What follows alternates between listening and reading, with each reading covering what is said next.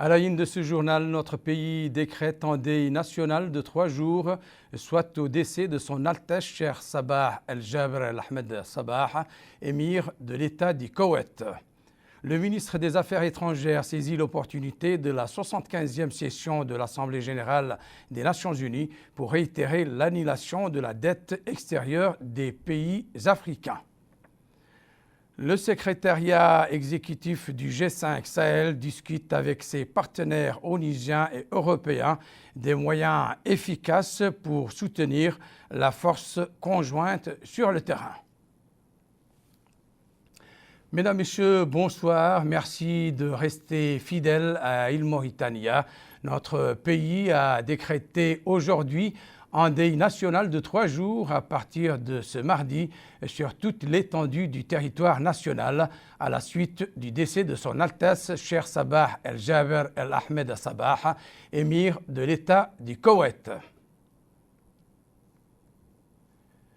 Suite à la disparition de son Altesse Cheikh Sabah El-Jaber El-Ahmed Sabah, émir de l'État du Koweït, le président de la République, M.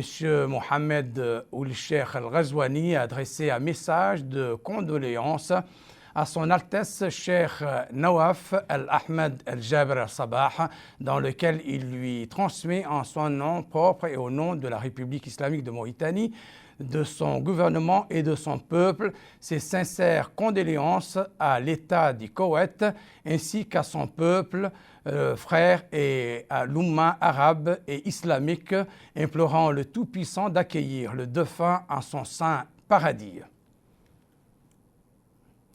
Le président de la République, M. Mohamed Ould Cheikh Al-Ghazouani, a par ailleurs adressé un message de félicitations au président de la transition de la République du Mali, Bah Ndaw. Ce message est ainsi libellé: Monsieur le Président et chers frères, c'est avec un réel plaisir que nous avons appris votre désignation en tant que président de la transition du Mali.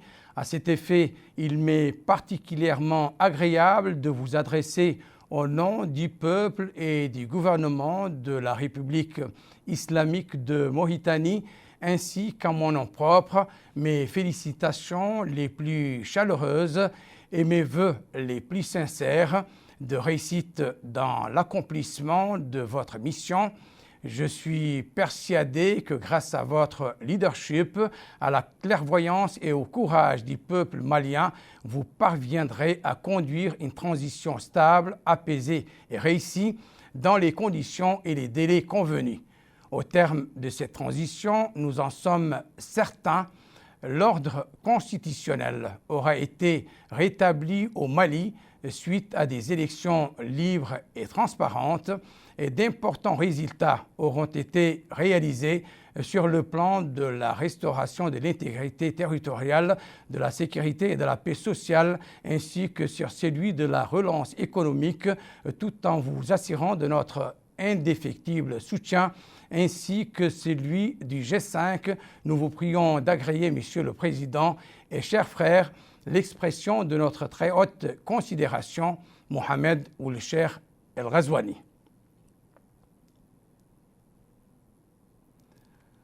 Le président de la République, Mohamed Ould Cheikh Al-Ghazouani, qui a reçu en audience cet après-midi le représentant spécial du secrétaire général des Nations Unies, président de la mission des Nations Unies pour la stabilité au Mali, Mohamed Salah Nadif. La rencontre a porté sur la situation au Mali et sur l'évolution de l'opération visant à asseoir la paix, à ramener la stabilité et à favoriser la réconciliation dans ce pays frère.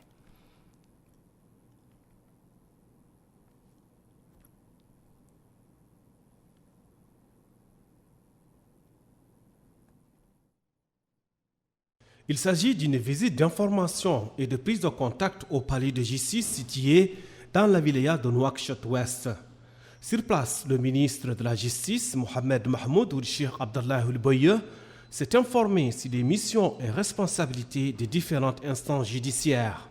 Cour pénale et parquet général, le tribunal du travail ainsi que celui du commerce, Il a en outre visité le service de l'instruction, les deux pôles, lutte contre le terrorisme et la corruption. À cela s'ajoute le commissariat spécial rogatoire. Dans toutes les étapes, il a été édifié sur les conditions de travail des équipes en charge des services au sein du palais de justice. Au terme de ces visites, le ministre de la Justice, Mohamed Mahmoud Cheikh Abdallah Ould-Boye, a déclaré que ces visites lui ont permis de s'informer du déroulement du travail au niveau de la cour d'appel et des acquis réalisés au niveau des instances judiciaires et d'identifier les obstacles à surmonter. Le ministre de la Justice a indiqué qu'il y a des personnes qui ne ménageront aucun effort pour servir la justice de ce pays, s'alliant leur dévouement.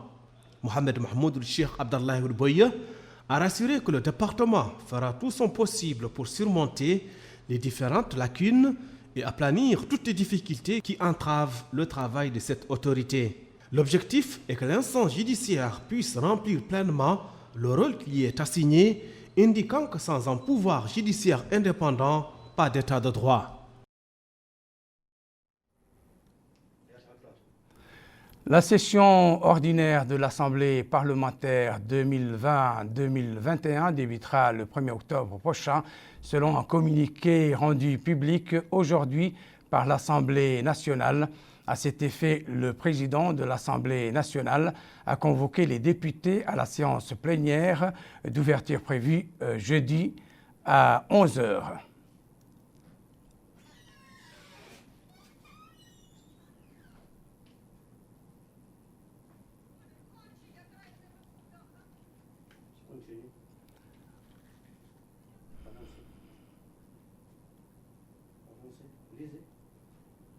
Avancez avec la flèche.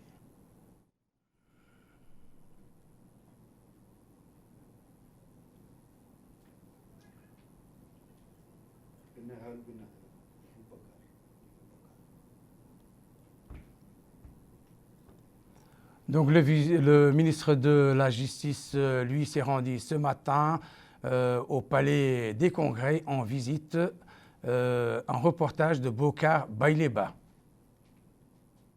Dans ce discours prononcé par visioconférence et adressé à l'Assemblée générale des Nations unies à l'occasion de sa 75e session, le ministre des Affaires étrangères, de la coopération et des Mauritaniens de l'extérieur, Ismaël Ould Cheikh Ahmed, a d'abord passé en revue les défis auxquels font face les membres d'organisations et le monde entier et qui ont été compliqués par la propagation de la pandémie de la Covid-19, ce qui, a-t-il dit, exige une réflexion nouvelle et sérieuse pour contenir les dégâts de la pandémie, notamment dans les pays en voie de développement. Ismaël Ould Cheikh Ahmed a exposé ensuite les résultats réalisés par notre pays et les efforts officiels qui ont abouti à un allègement qualitatif des conséquences économiques et sociales de la propagation de la pandémie à travers l'adoption d'une stratégie à dimensions multiples ayant permis d'appuyer les capacités des services sanitaires ainsi que les couches nécessiteuses grâce à une assistance matérielle et financière.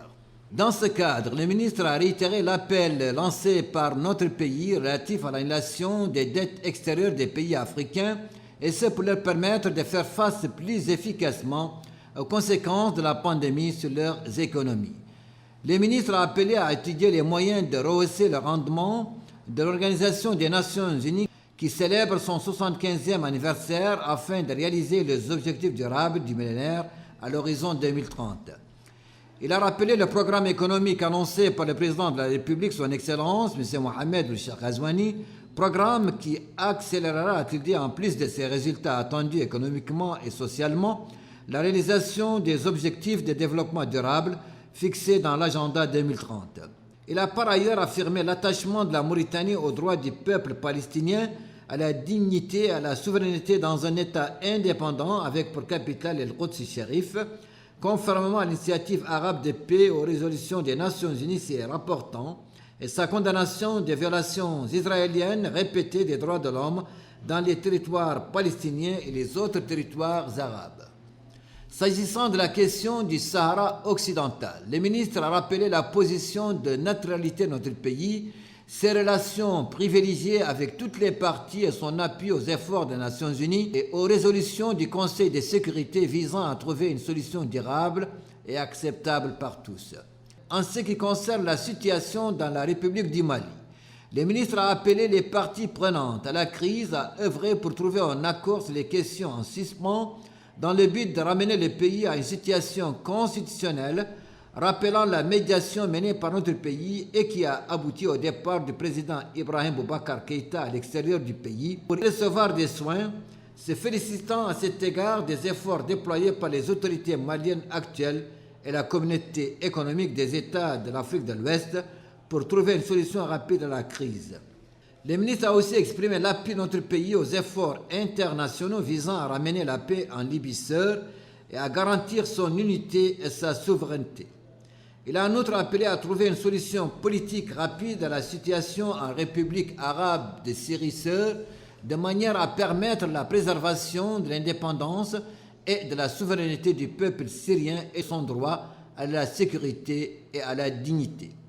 Le ministre a affirmé également l'appui de notre pays à la légalité au Yémen frère et son appel à s'engager dans les voies et moyens permettant une solution pacifique conformément aux initiatives arabes et aux résolutions internationales. Par ailleurs, le ministre des Affaires étrangères, de la coopération et des Mauritaniens de l'extérieur, Smaïl Ould Cheikh Ahmed, a présenté aux ambassadeurs nouvellement accrédités auprès de pays frères et amis leur mission qui consiste à représenter la Mauritanie dans leur pays d'accréditation et de jouer un rôle stratégique pour consolider la place de notre pays sur l'échiquier mondial et le faire connaître dans toutes ses dimensions. Un reportage de Malika Narli.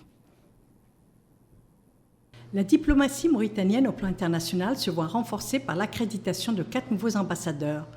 Leur lettre de créance et leur accréditation dans cette mission leur a été octroyée par le ministre des Affaires étrangères, de la coopération et des Mauritaniens à l'extérieur, M. Smaïl Ould Cheikh Ahmed. Les 4 nouveaux ambassadeurs sont Leur Excellence Mohamed Ould Hanani, ambassadeur extraordinaire et plénipotentiaire auprès du Royaume du Maroc. Jar Allah, ambassadeur extraordinaire et plénipotentiaire auprès de la République d'Afrique du Sud. Zainabou Bint Ali Salem, ambassadrice extraordinaire et plénipotentiaire auprès de la République d'Italie. Mohamed Valou Lebbah, ambassadeur extraordinaire et plénipotentiaire auprès du Sultanat d'Oman. Le ministre des Affaires étrangères, de la coopération et des Mauritaniens à l'extérieur déclare qu'au nom du président de la République islamique de Mauritanie et au titre des prérogatives octroyées par la Constitution, en conformité avec la Convention de Vienne portant sur les relations diplomatiques de 1961, les missions essentielles attribuées à l'ambassadeur sont représenter la République islamique de Mauritanie dans le pays d'accréditation et aux rencontres internationales, négocier avec les autorités du pays hôte et renforcer les relations entre notre pays et celui-ci, renforcer la coopération internationale, la paix et la sécurité internationale, jouer un rôle stratégique pour consolider la place de la Mauritanie sur l'échiquier mondial et la faire connaître dans toutes ses dimensions, historiques, culturelles, religieuses, faire connaître les potentialités du pays dans tous ses aspects, l'intervention auprès des pays et organisations internationales afin d'appuyer les positions et demandes du gouvernement mauritanien, prêter une attention particulière à la diplomatie dans les relations internationales, prenant en compte les rôles nouveaux du Parlement, des médias, des intellectuels, des artistes, des sportifs et leur participation aux festivals et forums dans le ou les pays d'accréditation. Jouer un rôle plus dynamique, plus particulièrement auprès de la Ligue arabe et l'Union africaine.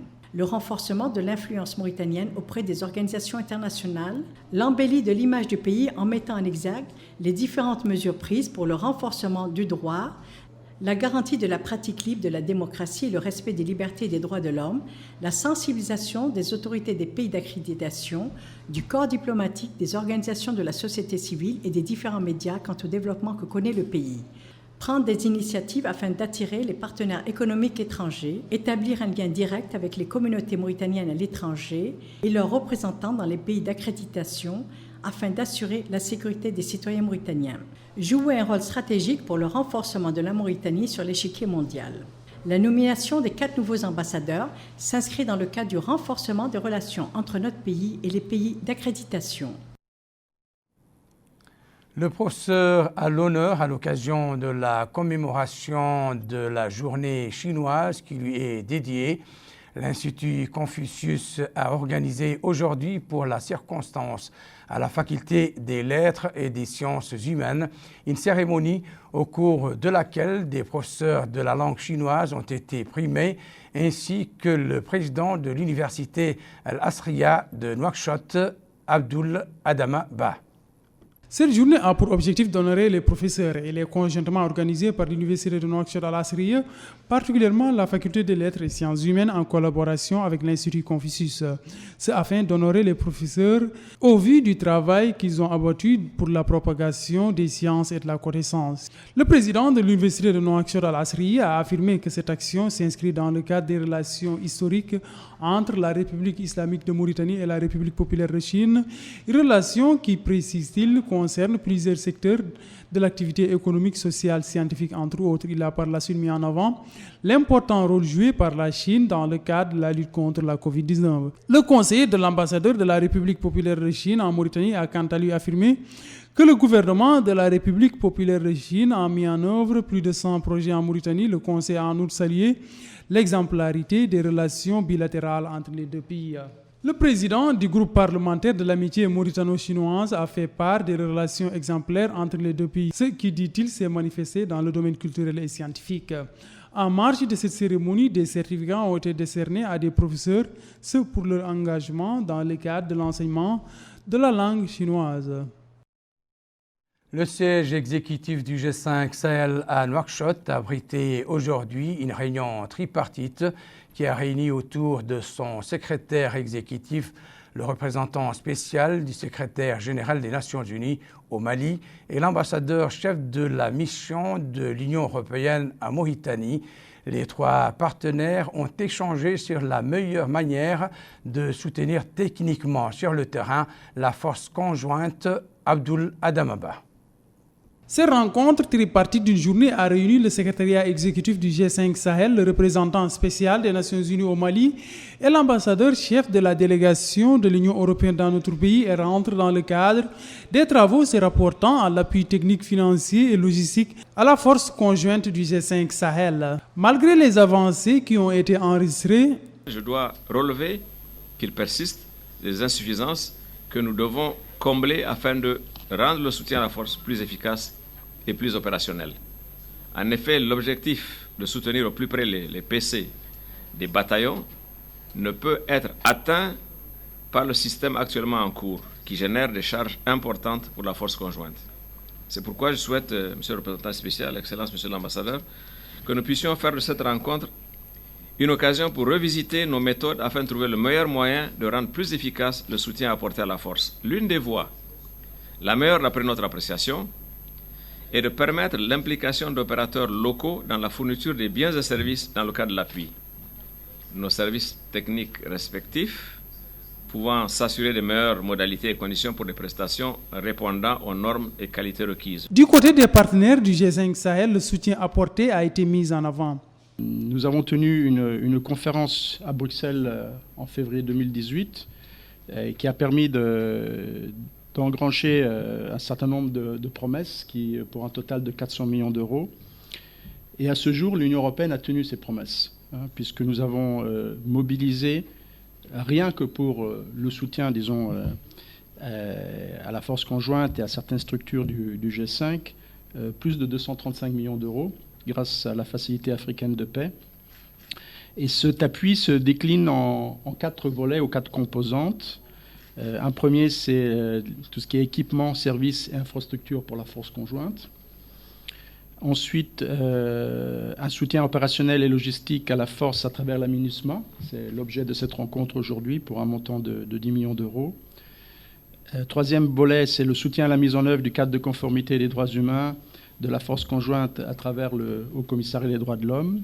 La nature et les évolutions qui ont été enregistrées par rapport à cet appui à la force conjointe du G5 Sahel ont été évoquées. Au départ, cet appui ne se limitait qu'à l'espace géographique du Mali. À la suite de la résolution 2480, ça a été élargi un peu.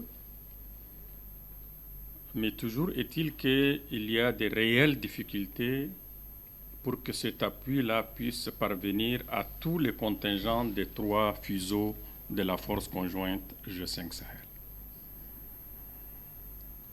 La dernière résolution 2531 a apporté sûrement un plus, mais surtout, c'est elle qui permet aujourd'hui cette concertation tripartite. Parce que pour la première fois, de façon claire, il a été dit que désormais, l'appui des Nations Unies à travers l'aménagement à la force conjointe doit être coordonné avec le secrétariat exécutif du G5 Sahel. Au cours de ces réunions, la riposte à apporter dans le cadre de la lutte contre le terrorisme au Sahel et l'expérience mauritanienne dans ce cadre ont été abordées. À présent, le rappel des principaux titres. Notre pays décrète un deuil national de 3 jours suite au décès de son Excellence, Cheikh Sabah El-Jaber El-Ahmed Al-Sabah, émir de l'État du Koweït. Le ministre des Affaires étrangères saisit l'opportunité de la 75e session de l'Assemblée générale des Nations unies pour réitérer l'annulation de la dette extérieure des pays africains. Le secrétariat exécutif du G5 Sahel discute avec ses partenaires onusiens et européens des moyens efficaces pour soutenir la force conjointe sur le terrain. C'est la fin de cette édition. Merci pour l'avoir suivi. Je vous souhaite de passer d'agréables moments avec le reste des programmes d'El Mauritania.